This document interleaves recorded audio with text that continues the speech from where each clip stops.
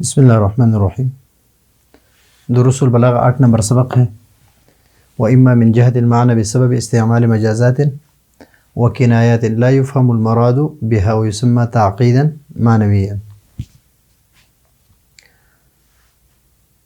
کل کے سبق میں ہم پڑھ چکے تھے کہ تعقیدی لفظی اور تعقید کی دو قسمیں، تعقید لفظی اور تعقیدی معنوی۔ تعقید اس کو کہتے ہیں کہ یا تو تقدیم و تاخیر، الفاظ میں تقدیم و تاخیر کی وجہ سے کلام کا سمجھنا مشکل ہو جاتا ہے، یا اگر اسی طرح ہو تو وہ لفظی تعقید ہے۔ اگر معنی میں تعقید ہو کہ مجازات کا استعمال ہو یا کنایت کا استعمال ہو، مجازات کا استعمال ہو بعید العلاقہ ہو، کنایت کا استعمال ہو بعید اللزوم ہو، تو ایسے استعمالات ہو، ایسے الفاظ کو استعمال کرے کہ وہ اپنے یعنی عام طور پر وہ الفاظ اس کے لیے استعمال نہ ہو، اور وہ معنی یا کلام میں مختصر کوئی الفاظ ذکر ہو اور اس کے لیے جو اصل معنی ہے اس میں خلل، سمجھنے میں خلل پیدا ہو جائے، تو اس کو کہتے ہیں تعقیدی معنوی۔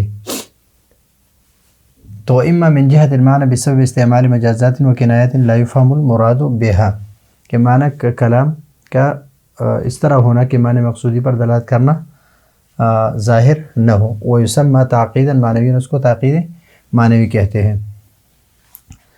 یہاں پر ایک مثال یہ ہے کہ نشر الملک السنتہ فی المدینہ، یہاں پر ہمارا پہلا جو ہے وہ السنہ ہے۔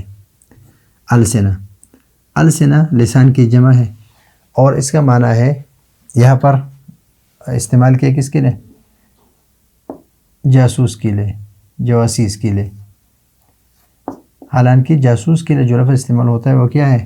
عین کا لفظ استعمال ہوتا ہے، عام طور پر عین کا لفظ استعمال ہوتا ہے، اس لیے کہ عین آنکھوں کے ذریعے سے بھی لوگ دیکھتے ہیں، اور جاسوس جو ہے وہ آنکھوں کے ذریعے سے دیکھتا رہتا ہے اور حالات معلوم کرتے ہیں۔ تو اس وجہ سے یہاں پر السنہ کا لفظ جو ہے یہ مجازاً استعمال کیا ہے، لیکن عام طور پر یہ استعمال نہیں ہوتا، عام طور پر اس کی جگہ پر یہ استعمال ہوتا ہے۔ تو یہاں پر کلام سمجھنے میں دشواری ہے، کس وجہ سے کہ مجاز جو استعمال کیا ہے یہ بعید العلاقہ ہے۔ کیا ہے؟ بعید العلاقہ۔ تو یہاں پر مریدن جواسیسہ، یہاں پر السنہ کا لفظ استعمال کیا ہے فی المدینہ مریدن یعنی اس سے مراد اس کا لیا گیا ہے جواسیسہ، اس نے اپنے جاسوس مراد لے، جواسیس جمع ہے جاسوس کی، تو اس نے جاسوس مراد لے لے کس سے؟ السنہ سے۔ والصواب، اور صحیح بات کیا ہے؟ والصواب، صحیح یہ ہے کہ نشر عیونہ، نشر عیونہ، کہ اس نے اپنے جاسوس جو ہے پلا دے، لیکن جواسیس کی جگہ پر یعنی السنہ کی جگہ پر عیون کا لفظ اگر یہ استعمال کر لے تو یہ بہتر ہوگا۔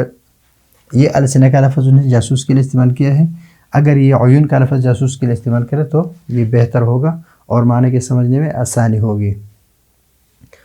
دوسری مثال جو ہے وَقَوْلُهُ سَأَطْلُبُ بُعْدَ الدَّارِ عَنْكُمْ لِتَقْرُبُوا،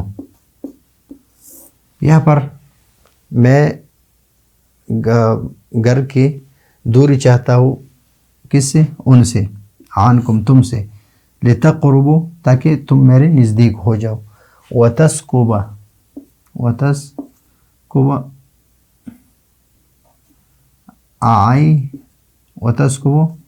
عینایا الدموع لتجمد، اور میری آنکھیں جو ہے، اور آنکھیں جو ہے میری آنکھیں، عینان یا عینان اصل میں کیا ہے؟ عینان، یہ عینان ہے، لیکن یا کی اضافت کی وجہ سے یہ گر گیا تو عینایا، تو میری دونوں آنکھیں جو ہے دموع کہتے ہیں آنسو کو، میری آنکھیں جو ہے وہ اتنی آنسو بہائے گی لتجمد تاکہ یہ خشک ہو جائے۔ تو یہاں پر تسکب عینایا الدموع یہ استعمال کیا کس کے لیے؟ اس کو استعمال کیا ہے سرور کے لیے، غم و حزن کے لیے، غم و حزن کے لیے، اور غم و حزن کے بعد کیا آ جائے گا؟ لتجمد، اور تجمد کا لفظ استعمال کیا کس کے لیے؟ سرور کے لیے، تاکہ مجھے خوشی حاصل ہو جائے. تو تجمد کا لفظ یہاں پر جمود کا لتجمدہ ہما ضمیر ہے اس میں، اور یہ راجع ہے آئینے کی طرف، اور یہ تثنیہ کا صیغہ ہے لتجمدہ. تو اب یہاں پر یہ مجازن استعمال کیا کس کے لیے؟ سرور کے لیے استعمال کیا. تسکب عینایا کو مجازن استعمال کیا کس کے لیے؟ غم و حزن کے لیے. اب یہاں پر لتجمدہ جمود جو ہے، آنکھوں کے جمود جو ہے، یہ عام طور پر کس چیز کے لیے استعمال ہوتا ہے؟ کہ رونے کے وقت بخل سے کنایہ کیا جاتا ہے. کس چیز سے کنایہ کرتے ہیں؟ کہ جب رونے کا وقت ہو اور آنکھ بالکل خشک ہو تو اس کو کہتے ہیں کہ یہ آنکھ جو ہے یہ بخیل ہے، یہ بخل کرتے ہیں کہ رونے کا وقت ہے اور یہ آنسو نہیں بہاتی. تو اس وجہ سے یہ کنایہ کیا جاتا ہے کس سے؟ بخل سے. اور یہاں پر اس نے کنایہ کیا ہے کس سے؟ سرور سے. تو معنی کے سمجھنے میں دشواری ہے کہ اس شعر کا مطلب کیا ہے. تسکب عینی یا دموع کہ دونوں آنکھیں جو ہے، میری دونوں آنکھیں جو ہے وہ اتنی آنسو بہائے گی لتجمد تاکہ یہ خشک ہو جائے، یعنی اتنا غم و حزن میں رہوں گا کہ میری آنکھ جو ہے وہ مجھے خوشیاں ملے. مجھے کیا ملے؟ خوشیاں ملے. تو یہاں تجمدہ یہ اس مجاز استعمال کیا کس کے لیے؟ کنایہ کیا کس سے لیے؟ سرور سے. حالانکہ مع الجمود یکنى به عن البخل. تو حیث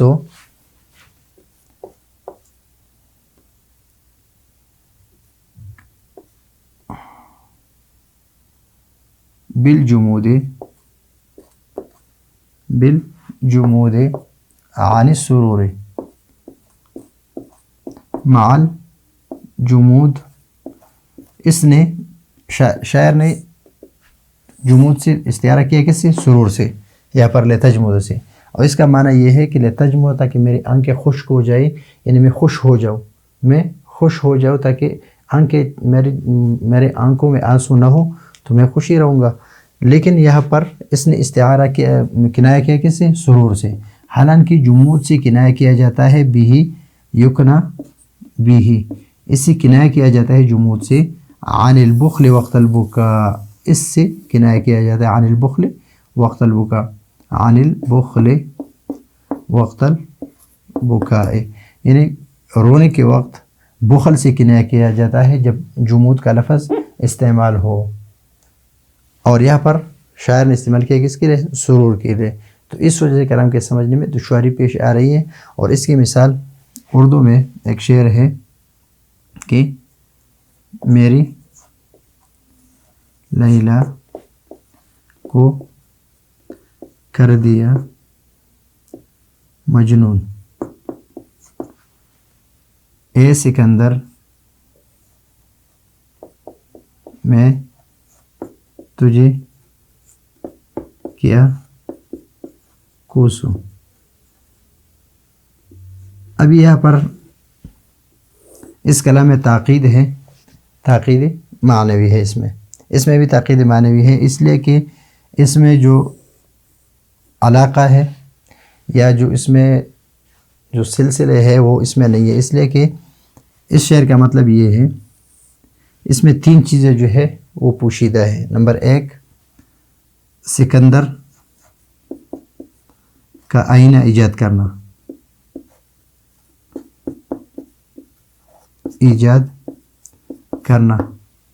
پھر معشوق کا آئینے میں دیکھنا،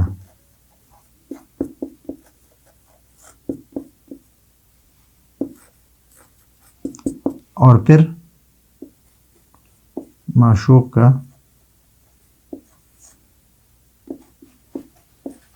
اپنے اوپر عاشق ہونا. ابھی یہ باتیں شعر میں ذکر نہیں ہے کہ یہاں پر سکندر عام طور پر مشہور ہے کہ سکندر نے آئینے کو ایجاد کیا تھا. تو یہاں پر میرے لیلا کو کر دیا مجنون، میرے لیلا کو کر دیا مجنون، کیوں میرے لیلا میری ہے اور وہ مجنون ہوئی کس پہ؟ اپنے آپ پر. کیوں؟ کیونکہ انہوں نے آئینے میں دیکھا ہے. تو اے سکندر میں تجھے کیا کوسوں. تو یہاں پر یہ بات ہے جو ہے یہ ذکر اس شعر میں نہیں ہے، تو اس شعر کا معنی سمجھنے میں دشواری ہے. تو اس شعر میں کیا ہے؟ تاقید معنوی ہے، تاکیدی معنوی ہے۔ دوسرا ایک شعر ہے اردو میں، مثلا مگس کو باغ میں جانے نہ دینا، مگس کو باغ میں جانے نہ دینا، ناحق خون پروانے کا ہوگا۔ اب یہاں پر مگس جو ہے یہ شہد کی مکھی جو ہے اس کو کہتے ہیں مگس۔ ابھی مگس کو باغ میں جانے نہ دینا، تو یہاں پر پروانے کا خون جو ہے خون ہونا، پروانے کا خون ہونا اور مگس کا باغ میں جانا، ان دونوں میں ابھی جو مناسبات ہے وہ ذکر یہاں پر مکمل ذکر نہیں ہے۔ اس کا یہ ہے کہ شہد کی مکھی جو ہے یہ اگر باغ میں داخل ہو جائے تو یہاں پھولوں سے رس جو ہے وہ اکٹھا کرتے ہیں، پھر وہ رس سے وہ شہد بنا دیتے ہیں۔ شہد کی مکھی یعنی اس کی جو موم ہوتے ہیں، اس کی موم سے پھر شمع بنائی جائے گی شمع، اور پھر اس پر اس کو جب جلائیں گے تو جلانے کے بعد اس پر پروانے آئیں گے اور اس پروانے جو ہے وہ جلیں گے۔ تو یہاں پر صرف یہ ذکر ہے کہ مگس کو باغ میں جانے نہ دینا، ناحق خون پروانے کا ہوگا۔ تو یہاں پر معنی سمجھنے میں اس لیے دشواری ہے کہ جو بیچ میں جو چیزیں وہ ذکر نہیں ہے، تو اس میں اس وجہ سے تاکیدی معنوی ہے اور اس کو کہتے ہیں تاکیدی معنوی۔ تو یہاں پر ہے وہ اما من جہت المعنی، کہ یا معنی کی جہت سے ہو، تاکید کس جہت سے ہو، معنی کی جہت سے ہو، بسبب استعمال المجازات، بسبب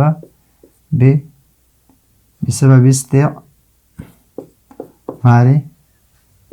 مجازات وکنایات لا يفهم المراد بها، ایسے مجازات اور کنایات کا استعمال کر دے کہ اس کی وجہ سے معنی جو ہے وہ سمجھ میں نہ آئے، اور اس کو کہتے ہیں تعقیدا معنویا، ویسمى تعقیدا معنویا، نحو